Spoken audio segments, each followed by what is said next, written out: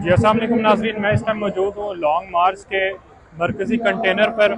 और इस टाइम ये लॉन्ग मार्च है झेलम से आगे एक सराय आलमगीर का इलाका है, ये वहाँ पर ये लॉन्ग मार्च पहुँचे जो कि आगे चंद ही दिनों में रावलपिंडी भी पहुँचेगा। शाह महमूद कुरैशी इस लॉन्ग मार्च को लीड कर रहे हैं, जो कि अभी मरकज़ी कंटेनर पर हमारे साथ मौजूद भी हैं और दीगर भी PTI की यहाँ की क़यादत मौजूद है। इस टाइम ये पीछे बड़ी तादाद में जो है आवाम, ये आप देख सकते हैं आवाम का जमे गफ़ीर है और काफ़ी दूर तक है ये जमे गफ़ीर।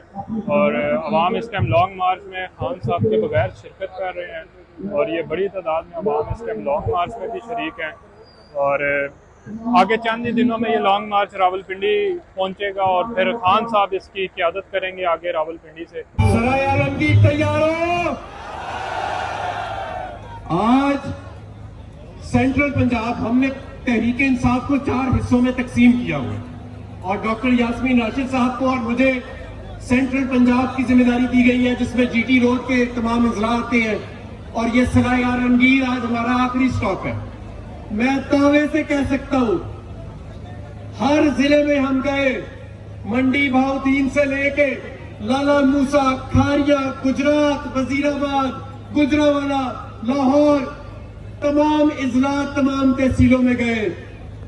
पाकिस्तान की सियासत सिर्फ अगला इलेक्शन नहीं, अगले 30 साल इमरान खान की सियासत है और मैं आपको उसकी वजह बताता हूं ऐसा क्यों है।